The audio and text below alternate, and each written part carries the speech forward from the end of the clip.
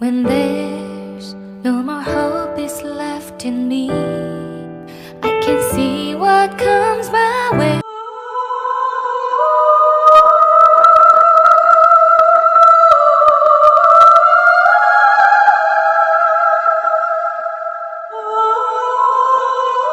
एक बार एक crime reporter अपनी गाड़ी से कहीं जा रहा होता है, लेकिन अचानक उसकी गाड़ी के सामने एक आदमी बेसुध हालत में आकर गिर जाता है।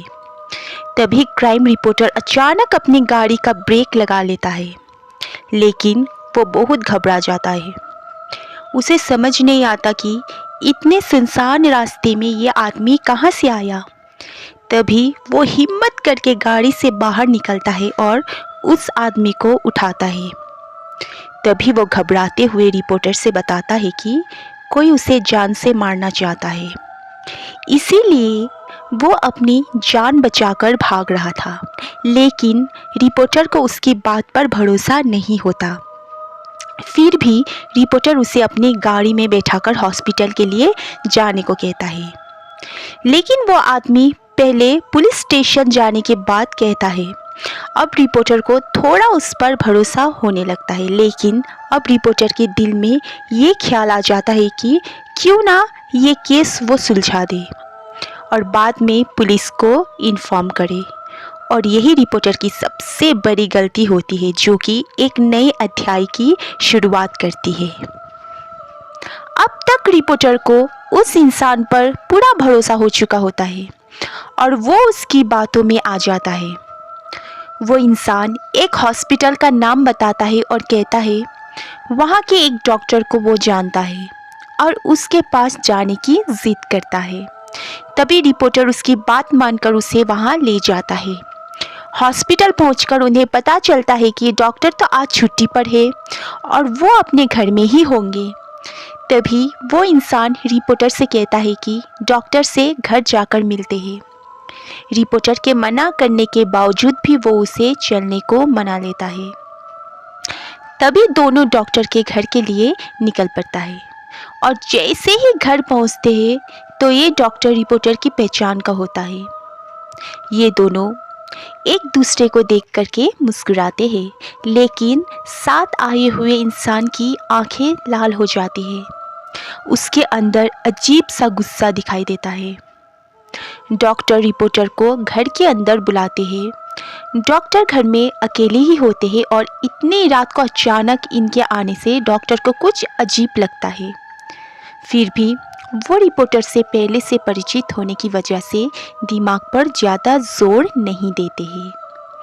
तभी रिपोर्टर डॉक्टर को सारी घटना बताते हैं, लेकिन डॉक्टर को फिर भी ये बात समझ नहीं आती कि ये आदमी उन्हें कैसे जानता है जो रिपोर्टर के साथ आया है। तभी वो इंसान डॉक्टर के बारे में कुछ पुरानी बातें बताता है, जिसकी वजह से डॉक्टर को भी यकीन हो जाता है कि वो इंसान सच बोल रहा है। शायद डॉक्टर ही उसे भूल गए होंगे। अचानक डॉक्टर उठकर कहते हैं रुकिए, मैं आप लोगों के लिए चाय ले आता हूँ। तभी वो आदमी कहता है आप रहने दीजिए, मैं चाय बना देता हूँ, आप मुझे अपने किचन का रास्ता बता दीजिए। लेकिन डॉक्टर को ये अनुचित लगता है तो वो उसे मना करते हैं, लेकिन वो इंसान काफ़ी जिद करने लगता है तो डॉक्टर को मजबूरी में उसे किचन तक ले जाना पड़ता है और डॉक्टर उसे चाय का सामान देते हैं और बाहर चले जाते हैं। तभी वो आदमी गैस का रेगुलेटर ऑन करके किचन की सारी खिड़कियां बंद कर देता है और थोड़ी देर बाद डॉक्टर को आवाज़ देता है कि आपका लाइटर नहीं चल रहा। डॉक्टर जैसे ही किचन में आते हैं तो उन्हें गैस की बदबू आती है, लेकिन वो सामान्य बात समझकर उस इंसान से लाइटर लेते हैं और जैसे ही वो लाइटर जलाते हैं वो आदमी बाहर भाग जाता है और अचानक गैस की आग डॉक्टर को चपेट में ले लेती है। अचानक हुई ऐसी घटना से रिपोर्टर को कुछ समझ नहीं आता और वो रिपोर्टर उस आदमी के साथ घर के बाहर भागता है। रिपोर्टर ये घटना देखकर जल्दी से पुलिस को इन्फॉर्म करता है और साथ ही साथ फायर ब्रिगेड को भी बुलाता है, लेकिन तब तक बहुत देर हो चुकी होती है। घटना स्थल पर पुलिस के आने के बाद रिपोर्टर उस आदमी के साथ वहां से निकल जाता है और गाड़ी की स्पीड तेज करते हुए कहीं अकेले स्थान में जाना चाहता है। दरअसल ये सब देख करके उसके दिमाग घूम चुका था। उसे कुछ समझ नहीं आ रहा था कि ये सब क्या चल रहा है। तभी अचानक बगल में बैठा हुआ आदमी उसकी गाड़ी का स्टीयरिंग व्हील घुमा देता है और गाड़ी रोड के किनारे एक खाई में चली जाती है। गाड़ी का इतना जबरदस्त एक्सीडेंट होने के बाद दोनों की हालत बहुत बुरी हो जाती है। दोनों खून से लथपथ दिखाई देते हैं।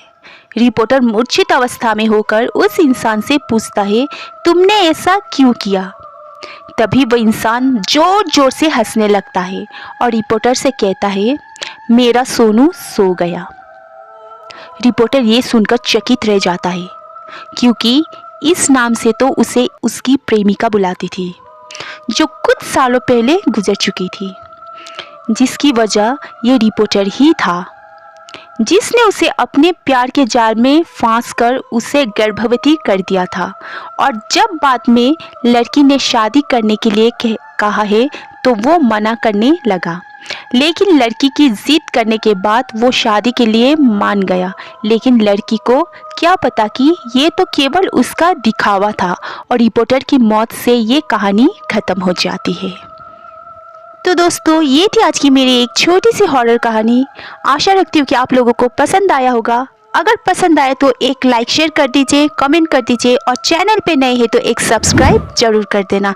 तो मिलते हैं अगले ही ऐसे कहानी पर। तब तक के लिए धन्यवाद। स्वस्थ रहे, खुश रहे। जय सिया राम।